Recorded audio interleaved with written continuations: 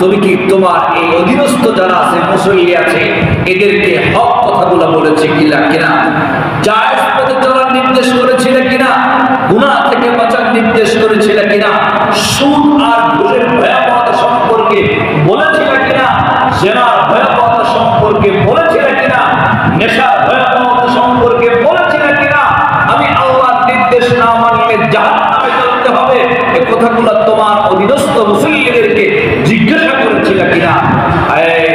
সমস্ত প্রশ্নের সম্মুখীন আমরা যারা ইমামতি করি, আমরা এই প্রশ্নের সম্মুখীন হব। আপনারা তো অনেক সময় বলেন যে হুজুর এত শক্ত কথা বলার দরকার কি, সব বক্তাকে হুজুর সবসময় চলে, আপনি তো বলে বেঁচে গেলেন।